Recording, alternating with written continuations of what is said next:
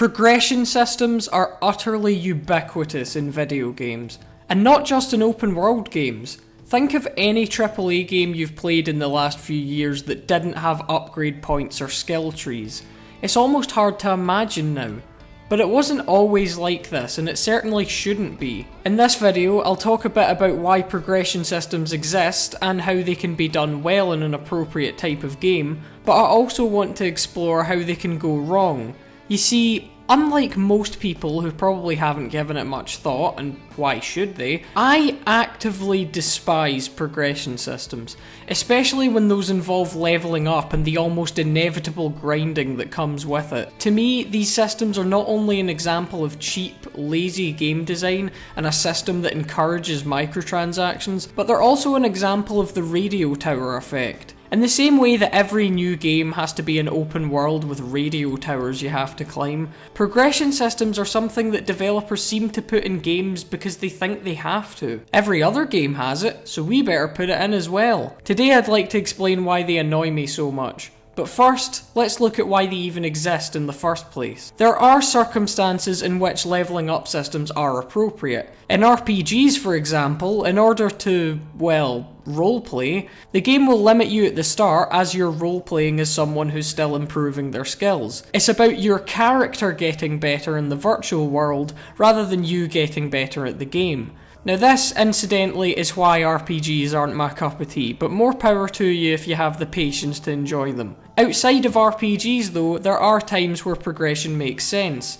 It helps to break down complex game systems into small chunks in order to teach new players the mechanics. They let you get the hang of one part before unlocking another. This makes perfect sense. Take Just Cause 3 as an example. In that game, you have to get used to the basics of the wingsuit before the game lets you try out the speed boosts and stuff. If the game let you do everything right out the gate, you'd be utterly overwhelmed. So in this case, progression is not only acceptable, I would argue that it's necessary. Another reason is to keep the game interesting after you've been playing for a long time. Unlocking a new weapon or ability every now and then can go a long way in preventing boredom. This is especially important in multiplayer games in which you'll be largely doing the same thing over and over again. In a similar vein to RPGs, sometimes a game will limit your abilities for storytelling purposes.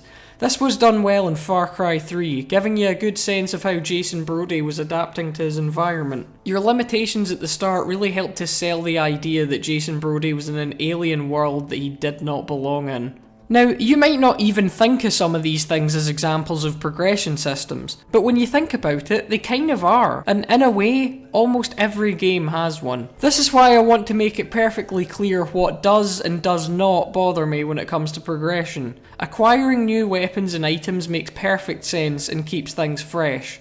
Learning the mechanics one small step at a time is also a perfectly logical approach to tutorials, and when used sparingly, story-driven limitations can be effective. These are all examples of progression done well, and you may notice that they all have something in common.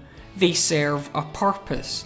We start running into problems, however, when developers put these systems in games without thinking about their purpose, and how they affect the games themselves. They pretty much just put them in because they assume they're supposed to. It's kind of like how it's an undeniable and objective fact that literally every human being hates Brussels sprouts, yet we eat them at Christmas because we just do.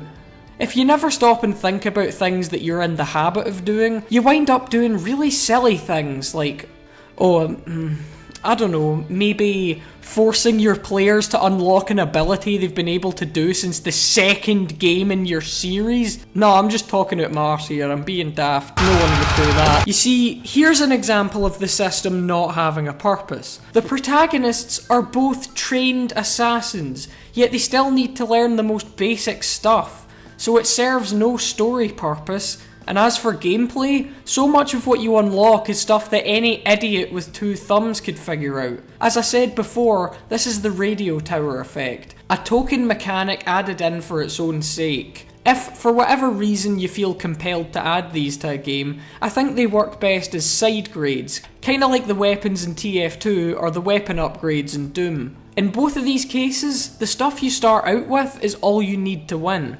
Yes, the other stuff helps, but you can complete all of Doom 2016 without getting a single weapon upgrade, and to me, that's crucial. Instead of putting in the effort to make a creative and challenging section of a game, developers just give the enemies more health and let them do more damage as an artificial difficulty. So you have to grind some side quests before you can beat them. That, in my opinion, is stupid and lazy. I think the biggest problem that I have with progression systems is the fact that they take skill out of the equation. You just need to level up your arbitrary numbers until you have the same or higher numbers as the enemy, and then you win.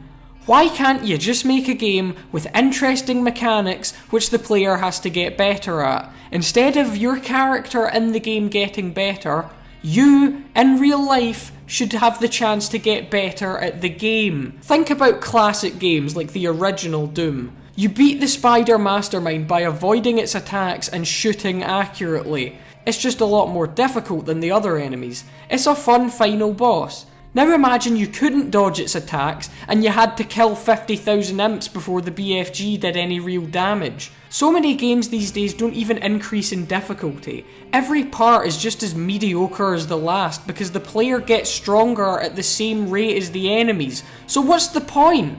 Again, look at Doom. You always have the same amount of health and do the same amount of damage.